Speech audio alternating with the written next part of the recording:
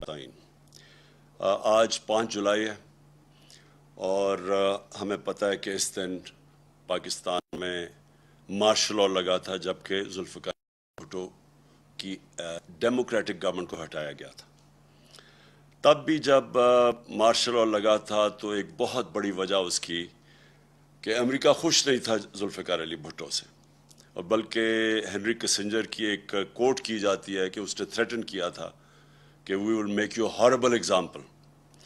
اور تب بھی ایک پاکستان کا پرائم منسٹر کئی اختلافات ہوں اس سے، لیکن وہ ایک پاکستان کو آزاد فورن پالیسی کی طرف لے کے جا رہے تھے۔ مطلب یہ آزاد فورن پالیسی کا مطلب یہ کہ وہ فورن پالیسی جو اپنی عوام کی بہتری کے لیے ہو، یعنی کسی اور ملک سے کو خوش کرنے کے لیے نہ ہو، اپنی عوام کے کیا فائدے ہیں اس کے لیے فورن پالیسی بنے۔ تو تب بھی ایک بہت بڑا نقصان ہوا پاکستان، کیونکہ جو جمہوری پروسیس تھا وہ جو چل رہا تھا وہ رک گیا۔ مارشل لاء آیا اور اس کے بعد پھر سے شروع ہوا اور ہم نے دیکھا کہ وہ پھر رکا بعد میں جا کے۔ لیکن اب جو ہوا اس میں جو ایک ہی چیز جو تب 77 میں اور اب جو چیز کامن تھی وہ یہ کہ امریکہ خوش نہیں تھا کہ پاکستان ایک آزاد فورن پالیسی بنا لے۔ وہ چاہتے تھے کہ وہی فورن پالیسی ہو کہ حکم ملے، ایک ٹیلی فون کال آئے اور پاکستان ان کی جنگ میں شامل ہو جائے اور 80,000 پاکستانی جانیں ان کے لیے قربان کر دے، اپنے ملک کا بھی نقصان کرے، اور آخر میں پھر بجائے ہمارا شکریہ ادا کرنے کے لیے ہمیں یہ کہا جائے کہ جی آپ نے ہماری مدد نہیں کی افغانستان جنگ میں اور ہمیں ہی ذمہ دار ٹھہرایا۔ تو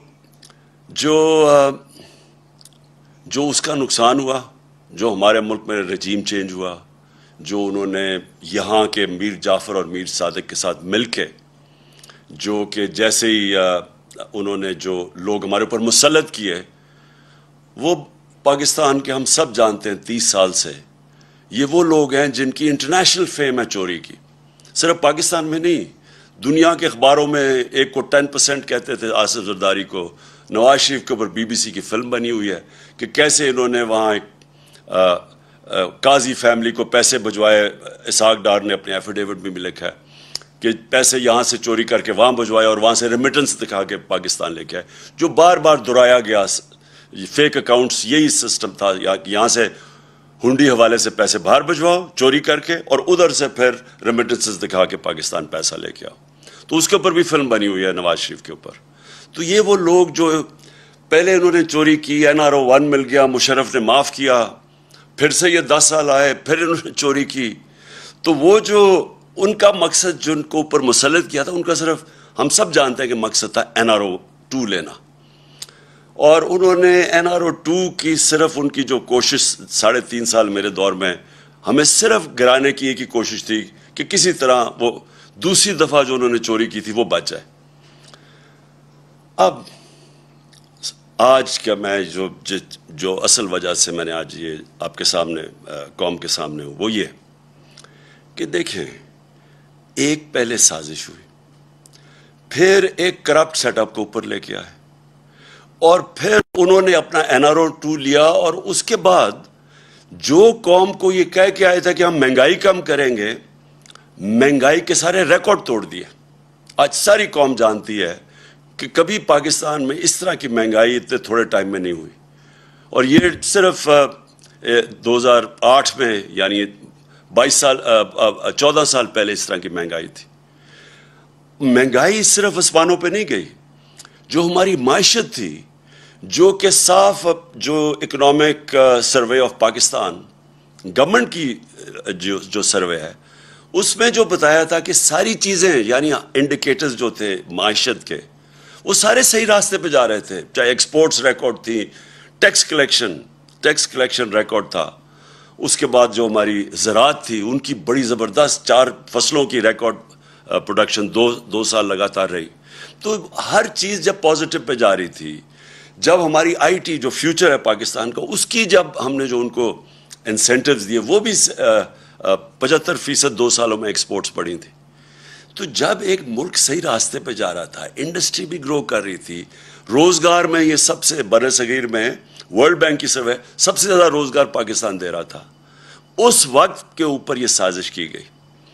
اور پھر جب لوگ پہلے ہی تنگ تھے, پہلے قوم کی خودداری جاگ گئی, قوم نے جب دیکھا تو یہ کوئی بھی نہیں سمجھ رہا تھا کہ اس طرح پبلک سڑکوں کے اوپر نکلے گی.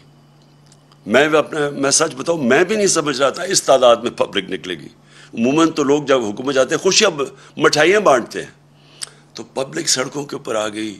یہ کوئی بھی جو سازش کرنے والے تھے ان کے ذہن میں بھی نہیں تھا کہ اس طرح پبلک سڑکوں پہ نکلے گی. انہوں نے سمجھا تھوڑی دیر کے بعد یہ پبلک تھک جائے گی, گرمی بہت ہے. اس کے باوجود پبلک مسلسل سڑکوں پہ نکلتی رہی, اور جب بھی ہم نے ان کو دعوت دی, پرامن احتجاج کی, ابھی ہفتے کو قوم نے دیکھا کہ کس طرح پبلک آئی پنڈی اور اسلام آباد کی پریڈ گراؤنڈ میں, اور سارے پاکستان میں لوگ نکلے.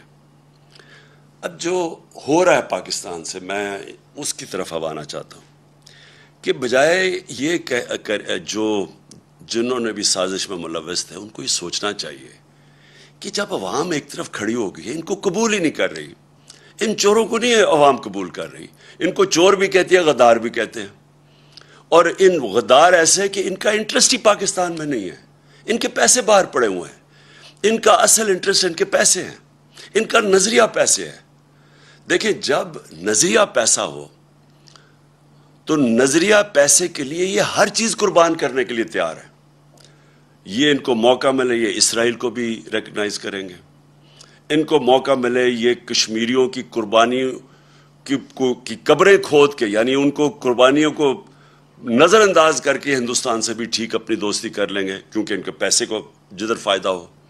یہ پاکستان میں بیسز بھی دے دیں گے امریکنوں کو, یہ پھر کسی امریکی جنگ میں بھی شامل ہو جائیں گے. یہ روس کا تیل بھی نہیں لیں گے اس لیے کہ کیونکہ امریکہ نہ ناراض ہو جائے, کیونکہ ان کا پیسہ, ان کو خوف یہ ہے کہ باہر جن بینکوں میں اور جن ملکوں میں پیسہ پڑا ہے, اگر وہ ناراض ہو جائے تو ان کا پیسہ خطرے میں چلا جاتا ہے. تو ان کا انٹرسٹ وہ نہیں ہے جو کہ پاکستان کا انٹرسٹ ہے. ان کا نظریہ پاکستان سے کوئی تعلق نہیں ہے, کیونکہ ان کا نظریہ پیسہ ہے. اب قوم ان کو مان نہیں رہی, تو اب ہو کیا رہا ہے پاکستان میں؟ کبھی میں نے پاکستان میں اس طرح کی فیشزم نہیں دیکھی جس طرح کا اس وقت خوف پھیلایا جا رہا ہے. میں نے ایسی کبھی حالات نہیں دیکھے. میں نے سوچا شاید تھوڑی دیر انہوں نے, چلیں شروع میں تھوڑا سا انہوں نے ٹی وی کے اور میڈیا کے اوپر زور لگایا, بلیک آؤٹ کر دیا ہمارا. وہ ان کی بدقسمتی کہ سوشل میڈیا اللہ کے فضل سے ایک نئی چیز ہے. پرانے زمانے میں تو میڈیا کو بلیک آؤٹ کر دو تو ختم ہو جاتا سناٹا, لیکن سوشل میڈیا اور پھر کئی, میں سلام کرتا ہوں ان چینلز کو جو کھڑی ہو گئی اور انہوں نے دکھانا شروع کیا جس طرح پبلک نکلی. تو اب انہوں نے جو خوف اور ہراساں پھیلایا ہوا ہے, اور میں سب سے پہلے شروع کرتا ہوں صحافیوں پہ. دیکھیں, مارشل لاء کے دنوں میں ہمیں پتہ ہے پرانے زمانے میں تو صرف ایک ٹی وی چینل ہوتی تھی, پاکستان پی ٹی وی, تو اس وقت بڑا آسان ہوتا تھا انفارمیشن کو روکنے کے لیے. دنیا بدل چکی ہے, یہ چاہیں بھی تو اب اس کو روک نہیں سکتے انفارمیشن کو. یہ سوشل میڈیا کا زمانہ ہے, آپ خبر نہیں روک سکتے. اگر آپ صحافیوں کو ڈرا کے, دھمکا کے, ایف آئی آرز کر کے یا لفافے دے کے اگر آپ ان کا منہ بند بھی کر لیں گے, سوشل میڈیا کا منہ کیسے بند کریں گے؟ ہر جس کے پاس موبائل فون ہے اس کی آواز ہے. وہ گھر میں بیٹھے ہوئے خواتین, بچوں کے پاس آج آواز ہے. یہ ایک ایسا کبھی ماضی میں نہیں ہوا. اس لیے جو یہ کوششیں کی جا رہی ہیں یہ ایک ملک کو انارکی کی طرف لے کے جا رہی ہیں. اور یہ جس طرح کے صحافیوں سے کیا گیا, میں کیونکہ ایاز امیر کو میں تو 30 سال سے جانتا ہوں. ایاز امیر ایک ایسی آواز تھی کہ سارا جو بھی دانشور طبقہ پاکستان کا جو میڈیا میں ہے وہ سارے ایک چیز جانتے ہیں ایاز امیر کی. ایاز امیر کنٹرول نہیں ہو سکتا, وہ اپنی ضمیر کی آواز سنتا ہے, اس کا لفافہ نہیں دے سکتے آپ. وہ ایک ناڈر پڑھا لکھا انسان ہے. میری اس نے بہت تنقید کی ہوئی ہے ماضی میں, کیونکہ زیادہ تر تو مذاق اڑاتے تھے میری پالیٹکس کا, لیکن میں اس کی رسپیکٹ کرتا ہوں. اور جو اسے کیا گیا ایاز امیر سے اس کی اس عمر میں جس طرح کیا گیا، یہ ہم ساری قوم کے لیے یہ ہے شرمناک واقعہ. اور یہ ایک پیغام دیا گیا ہے، یہ باقی صحافیوں کو پیغام دیا گیا ہے. اور پھر جو عمران ریاض خان، دیکھیں جو بھی آپ عمران ریاض خان کے متعلق کہیں، قوم اس کو محب وطن پاکستانی سمجھتی ہے، اس کو غدار نہیں سمجھتی. اس کی یوٹیوب پہ جو فالوئنگ ہے وہ ایسے نہیں ہے. لوگ بیوقوف نہیں ہیں. آج جو چینل آج جو صحیح انفارمیشن نہیں دے رہی، جو خوف میں یا پیسے لے کے وہ جب یہ ان چوروں کا ساتھ دے رہی ہے جو اوپر ہمارے مسلط ہیں، اس کی ریٹنگ آج دیکھیں کدھر چلی گئی ہے. جو چینلز حق اور سچ کے ساتھ کھڑی ہے اس کی ریٹنگ اسمان پہ چلی گئی، کیونکہ لوگ بیوقوف نہیں ہیں. ایک بڑے دانشور نے ایک دفعہ کہا تھا کہ تھوڑی دیر آپ سب کو پاگل بنا سکتے ہیں، لیکن سارا وقت کوئی بھی سب کو پاگل نہیں بنا سکتا. تو اگر کسی کا خیال ہے کہ چینل کو پیسے دے کے لفافوں کے ذریعے ڈرا دھمکا کے آپ انفارمیشن کو کنٹرول کر لیں گے اور لوگوں کو دھوکہ دے دیں گے، وہ وقت گزر گیا ہے. اور میں یہ نام لینا چاہتا ہوں یہ صحافیوں کے، کیونکہ مجھے بار بار جو چیزیں سامنے ہماری آئی ہیں. اب ارشد شریف، اس کے اوپر ایف آئی آر کٹوا دی ہے. ارشد شریف جس طرح اس کی فیملی بیک گراؤنڈ ہے، فوجی بیک گراؤنڈ سے، وہ سارے جانتے ہیں ارشد شریف اس کا بھی کوئی قیمت نہیں ہے ضمیر کی. اس کو جس طرح ہراساں کیا جا رہا ہے کہ اس کا کسی طرح منہ بند ہو جائے. صابر شاکر وہ ملک چھوڑ کے چلا گیا. صابر شاکر کو کوئی آج سے تو نہیں وہ صحافت کر رہا ہے، 20 سال سے کر رہا ہے، ہم سب جانتے ہیں اس کو. وہ ملک چھوڑ کے چلا گیا. اور میں سمیع ابراہیم اس کے پیچھے پڑے ہوئے ہیں. جمیل فاروقی نوجوان ہے، اس کے پیچھے پڑے ہوئے ہیں. ایک کوئی بات کر دے، کال آ جاتی ہے ان نون نمبر سے کہ یہ نہیں کرو گے تو ہم یہ کر دیں گے، نہیں تو ایف آئی آر آ جائے گی. عدنان عادل وہ، اور میں عارف حمید بھٹی، میری بڑی تنقید کرتے عارف حمید، لیکن عارف حمید اس کو دھمکیاں دی جا رہی ہیں کہ تمہیں اب یہ کر دیں گے. اور ڈاکٹر محیط پیر زادہ یعنی وہ کوئی غدار ہے، اس کے اوپر اس کو خوف ڈرایا جا رہا ہے. اور میں سیاست پی کے کا خاص طور پہ کہنا چاہتا ہوں، ایک عدیل نوجوان ہے، وہ کینیڈا چلا گیا ہے کیونکہ اس کو اتنا انہوں نے خوف ڈرایا اور دھمکایا. ہمارا ارسلان، ہمارے تحریک انصاف کے وہ سوشل میڈیا کے ہیڈ، ان کے گھر میں چلے گئے. ان کی وہاں ماں تھی، ان کی بہنیں تھیں، وہ وہاں اس کا کزن آیا ہوا تھا، اس کو 15-20 لوگ اندر گھس گئے، اس کو مارا پکڑ کے، خوف پھیلایا ہوا. پھر ہمارے سوشل میڈیا ایکٹیوسٹ، وہ یوٹیوبرز، ٹک ٹاکرز، وہ میرے پاس آئے، وہ کوئی بات کرنے ہیں، وہ اسی دوران میں آئے، ان کو کال چلی گئی وہاں سے، وہ کہ آپ نے یہ نہیں کہنا، وہ نہیں لکھنا. دیکھیں بات سنیں، میں آج یہ سوال پوچھتا ہوں سب سے، اپنی قوم سے، اور میں اپنی جوڈیشری سے سوال پوچھتا ہوں، کیا پاکستان میں فنڈامنٹل رائٹ سسپینڈ ہو گئے ہیں؟ پہلے بتا دیں کیا مارشل لاء لگ گیا یہاں؟ کہ یہ کون سی کیا آئین اجازت دیتا ہے ان چیزوں کا؟ یہ تو میں نے آپ کو گنایا ہے. میری جو اپنی پارٹی ہے، جو کیمپین پہ نکلا ہوا ہے، جو 20 حلقوں میں، وہاں جا کے جی وہ موزم جو تو یہ اس کے اوپر ایف آئی آر کاٹ دی. ایک شرافت لڑکا ہے، وہ ہماری کیمپین کر رہا تھا، اس کو، وہ پیسے والا آدمی ہے، 40,000 روپے کی چوری کے کیس میں اس کو اندر جیل میں ڈال دیا. وہ وہاں سے نکلا، پھر اس کو جیل میں پکڑ کے ڈال دیا جب وہ اس میں ایک کیس میں فارغ ہوا. یعنی یہ کیا کوشش ہو رہی ہے؟ میں پھر سے اپنی ادب سے، اپنی عدلیہ سے پوچھتا ہوں کہ کیا ملک میں فنڈامنٹل رائٹ سسپینڈ ہو گئے ہیں؟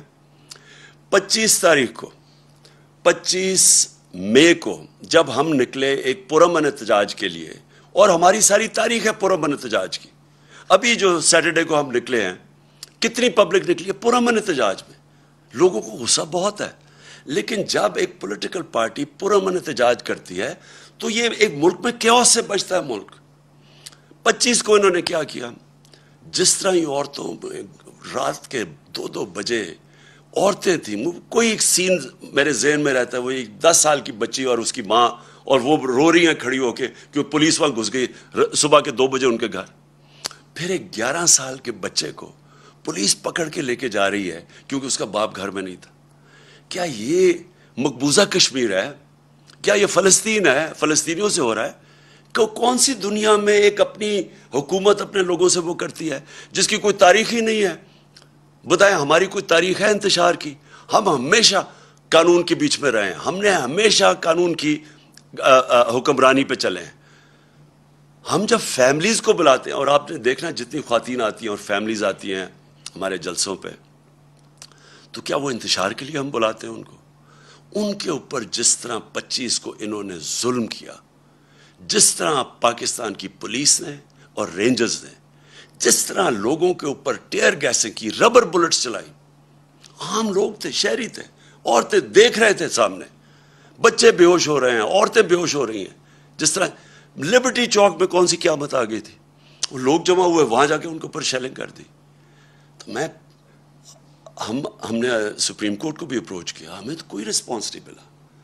تو میں آج ساری قوم کے سامنے ایک بات کہنا چاہتا ہوں کہ دیکھیں یہ جو ٹیکٹکس ہے نا، فیشسٹ، خوف پھیلا کے، ڈرا کے لوگوں کو، یہ چوروں کو ہمارے اوپر مسلط کرنے کے لیے، میں پہلے تو ساری قوم کو آج ایک چیز کہہ دوں۔ دیکھیں اسلام کی تاریخ میں ایک بہت دردناک واقعہ، سب سے دردناک واقعہ کیا تھا؟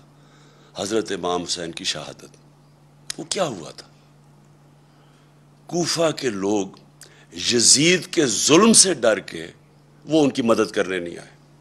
کوفہ کے لوگوں کو پتا تھا کہ حضرت امام حسین رائے حق پہ ہیں، ان سب کو پتا تھا۔ خوف کی وجہ سے انہوں نے اتنا بڑا اسلام کی تاریخ میں ثانیہ ہونے دیا، اور وہ ساری زندگی پچھتائے۔ تو میں آج ساری قوم کو کہنا چاہتا ہوں کہ ہر دور کے یزید آتے ہیں، اور یزید لوگوں کو غلام ہی بناتے ہیں خوف کے ذریعے، جو یہ کوششیں ہو رہی ہیں۔ ایف آئی آرز، میرے اوپر 15 ایف آئی آرز کٹی ہوئی ہیں، ہماری ساری سینئر لیڈرشپ، دہشت گردی کے کیس ہمارے اوپر کیے ہوئے ہیں، اور یہ صرف ایک وجہ سے کہ ہم کہیں ڈر کے تو چپ کر کے بیٹھ جائیں گے۔ دیکھیں میں آج اپنی قوم کے سامنے یہ کہنا چاہتا ہوں کہ دیکھیں میں چپ ہوں، جب سے یہ ہوا سب کچھ مجھے تو سب پتہ ہے کہ کس نے کیا کیا۔ میں صرف اور صرف اپنی قوم کے لیے کہ میں چاہتا ہوں میرے ملک کو نقصان نہ پہنچے، میں چپ کر کے بیٹھا ہوں، میں کوئی بات نہیں کرتا، کیونکہ مجھے پتہ ہے کس طرح یہ ساری سازش ہوئی تھی اور کون کون ملوث ہے۔ میں نے ایک ٹیپ بھی، ایک ویڈیو بنائی ہوئی ہے، محفوظ جگہ پہ رکھی ہے، کہ اگر مجھے کچھ ہوتا ہے تو وہ بھی پبلک کو پتہ چلے گا کہ کون کون کیریکٹرز نے کیا کیا کیا ہے، یہ جو ملک کو، اس ملک سے جو اتنی بڑی غداری کی ہے وہ کس کس نے کی ہے۔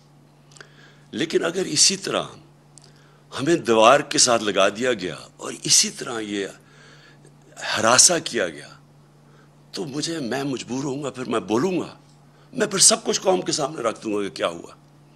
یہ جو لاہور کا، یہ جو اس وقت پنجاب کا الیکشن ہو رہا ہے، جو حرکتیں کی جا رہی ہیں وہاں، پہلے تو مجھے یہ بتائیں کہ اس کا یہ حمزہ شریف، یہ 2.25 مہینے سے اس کا فیصلہ کیوں نہیں جلدی ہوا؟ ہمارے فیصلے تو رات کو عدالتیں کھل جاتی ہیں، 24 گھنٹے میں، 2 دنوں میں فیصلے ہو جاتے ہیں۔ یہ 2 مہینے میں فیصلہ نہیں ہوا کہ کیا یہ ایک آئینی طور پہ وزیر اعلیٰ بن بھی سکتا تھا یا نہیں۔ وہ اور بات ہے کہ ان دونوں کو انڈر ٹرائل تھے، کبھی ان کو اجازت ہی نہیں دینی چاہیے تھی، ان کو تو پیپر ریجیکٹ ہو جانا چاہیے تھے، ان کے تو ایف آئی اے میں 16 ارب روپے کے کیسز تھے، پہلے تو ان کو اجازت دے دی۔ اس کے بعد جا کے جب ڈسکوالیفائی کر دیا سپریم کورٹ نے، تو اس کے بعد کیسے یہ رہ گیا اتنی دیر وزیر اعلیٰ؟ اور وہاں وزیر اعلیٰ نہیں، جس طرح یہ پولیس کا استعمال کر رہا ہے، جو یہ ہراساں کر رہا ہے، جو ذرا پنجاب کے اندر اس وقت جو بائی الیکشنز میں جو ہر جگہ سے آوازیں آ رہی ہیں کہ پوری طرح انتظامیہ ملوث ہے ان کو الیکشن جتانے کے لیے۔ الیکشن کمیشن، کیا یہ طریقہ ہے کہ الیکشن کمیشن کو ساتھ ملا لیں، ایڈمنسٹریشن کو ساتھ ملا لیں؟ اور کیا یہ الیکشن ہے ملک میں؟ جو سندھ کا لوکل گورنمنٹ الیکشن ہوا ہے، ذرا صرف تفتیش کریں انڈیپینڈنٹ لوگ جا کے کہ اندرون سندھ میں ہوا کیا ہے۔ 15% لوگوں نے کیوں نہیں کھڑے ہوئے؟ 15% لوگ کھڑے ہی نہیں ہوئے، آن اپوز جیت گئے۔ پتہ تو چلوائیں کہ کیسے پولیس کا استعمال، کتنوں کے اوپر ایف آئی آرز کٹوائیں، کیسے دہشت پھیلائی وہاں۔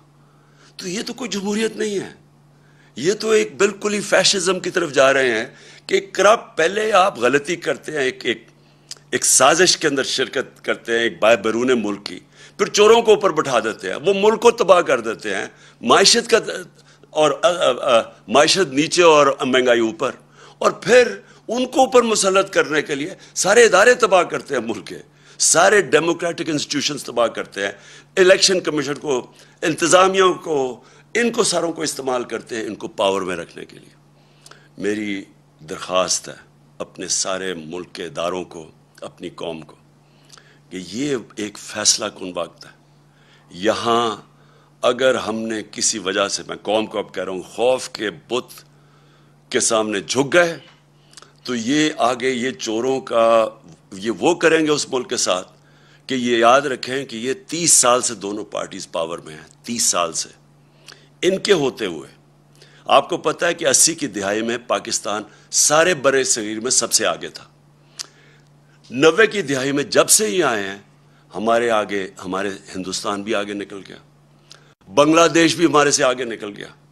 ہم تو پاکستان کے ساتھ بڑے، کوئی تصور ہی نہیں کر سکتا تھا کہ بنگلہ دیش پاکستان سے آگے نکل سکتا ہے۔ میں نے وہاں جا کے میچز کھیلے ہوئے ہیں 80 کی دہائی میں، کوئی سوچ بھی نہیں سکتا تھا، آج بنگلہ دیش بھی آگے نکل گیا۔ یہ ان دونوں کی خاندانوں کی وجہ سے جن کو واپس مسلط کیا گیا، اور یہ صرف اور صرف خوف کے ذریعے کوشش ہے کہ اب ان کو پھر رکھیں۔ میں ساری قوم کو کہتا ہوں کہ ہم نے یہ جو 20 الیکشن لڑنے ہیں، بائی الیکشنز پنجاب کے اندر، ہم ساری قوم نے گھروں سے نکل کے ووٹ دینی ہے۔ ہم نے ان کی دھاندلی کے باوجود ان کو ہرانا ہے، کیونکہ یہ پاکستان کی جنگ ہے، یہ کوئی پولیٹکس نہیں ہو رہی، یہ اس ملک کے لیے جہاد لڑی جا رہی ہے، کیونکہ اصل میں یہ حقیقی آزادی کی جہاد ہے، اور اس میں آپ نے سب نے شرکت کرنا ہے۔ یہ نہیں ہو سکتا کہ آج سارے لوگوں کے اوپر جو ملک جہاد لڑ رہے ہیں قانون کی بالادستی کے لیے اور اس ملک میں اداروں کو مضبوط کرنے کے لیے، جمہوریت کے لیے، ان کے اوپر ایف آئی آرز ہو جائیں، اور جو 30 سال سے ملک کو لوٹ رہے ہیں وہ دندراتے پھر رہے ہیں، آصف زرداری ایسے پھر رہا ہے جس طرح کہ وہ پاکستان کا کوئی بادشاہ ہے، دوسری طرف وہ نواز شریف چوڑا ہو رہا ہے، وہ واپس آنے کی سوچ رہا ہے، وہ اسحاق ڈار جو کہ ملک سے باہر بھاگا ہوا تھا، جس کا ایفیڈیوٹ بھی ہے حدیبیہ پیپر مل میں، وہ تیاری کر رہا ہے واپس آنے کی، شہباز شریف اور حمزہ شریف جن کے اوپر 16 ارب روپے کے ایف آئی کے کیسز تھے، جس میں 4 گواہ اب تک جب سے ہی آئے ہیں 4 گواہ مر چکے ہیں، ایک انویسٹیگیٹر مر چکا ہے اور ایک کو اب ہارٹ اٹیک ہوا ہے۔ اور کیا وہ کون کیمپین کر رہی ہیں اس وقت پنجاب میں؟ مریم۔ یہ مریم وہ ہیں جنہوں نے سارے ٹی وی کے اوپر جا کے کہا، 2014 میں ان کی چلتی ہے وہ، کہ میری لندن تو پاکستان، لندن چھوڑے پاکستان میں بھی کوئی پراپرٹی نہیں۔ جب یہ کہہ رہی تھی ان کو نہیں پتا تھا کہ 2 سال کے بعد، کیونکہ اللہ الحق ہے، پینما کا انکشاف ہو جاتا ہے، جدھر پتہ چلتا ہے کہ لندن کے سب سے مہنگے علاقے میں لندن جانتا ہوں، سب سے مہنگے علاقے میں 4 بڑے بڑے مہنگے ترین اپارٹمنٹس ان کے نام پہ ہیں۔ جب یہ 2014 میں کہہ رہی تھی تب ان کے نام پہ تھے، اور 2016 میں انکشاف ہو جاتا ہے۔ پھر عدالت میں جا کے ان کو سزا ہونی چاہیے تھی کہ اوتھ کے اوپر یہ کہتے ہیں، ایک کانٹریکٹ دیتے ہیں جس میں جس فونٹ جسے کلیبری فونٹ کہتے ہیں، وہ نکلتی ہے فونٹ جس میں کانٹریکٹ لکھا جاتا ہے، وہ 2007 میں آتی ہے اور 2006 میں کانٹریکٹ سائن کر جاتے ہیں، یعنی جعلی کانٹریکٹ، سیدھا جیل تھا اس کے لیے۔ بدقسمتی ہمارے ملک کی کہ طاقتور پکڑے نہیں جاتے، اور ایف آئی آرز کن کے اوپر ہو رہی ہیں؟ سوشل میڈیا ایکٹیوسٹ، وہ صحافی جو کہ سچ لکھ رہے ہیں۔ ہمارا اللہ کا حکم ہے امر بالمعروف، اچھائی کے ساتھ کھڑے ہو۔ یہاں یہ سارا نظام ہمیں کہہ رہا ہے برائی کے ساتھ کھڑے ہو، اچھائی کے ساتھ کھڑے ہو گے تو ایف آئی آر کٹ جائیں گی۔ سارے ملک کا نظریہ بھی تباہ کر رہے ہیں، رول آف لا بھی تباہ کر رہے ہیں، ادارے بھی تباہ کر رہے ہیں۔ نیب بھی آج گئی، نیب کا انہوں نے اب خود ہی نیب کے جج اپوائنٹ کریں گے، اپنے کیسز اپنے جج، یعنی ملزم اب قاضی بن جائے گا۔ ایف آئی اے تباہ، نیب تباہ، پارلیمنٹ یہ جو ہے، اگر نیشنل اسمبلی میں راجہ ریاض اگر اپوزیشن لیڈر ہیں تو سمجھ جائیں وہ کیا رہ گئی نیشنل اسمبلی کی اہمیت۔ ادھر پنجاب میں عجیب ہی مذاق ہو رہا ہے، وہ ایک غیر آئینی طور پہ وہ وزیر اعلیٰ بنا ہوا ہے، وہ بھی تباہ۔ الیکشن کمیشن کے اوپر کسی کو اعتماد نہیں ہے، چیزیں نکلتی آ رہی ہیں کہ کس طرح، صرف ان کا ایک مقصد ہے کسی طرح اس سیٹ اپ کو اوپر رکھنے کے لیے۔ تو اس لیے میں اپنی آج ساری قوم کو کہتا ہوں کہ ہمیں اب کھڑا ہونا پڑے گا.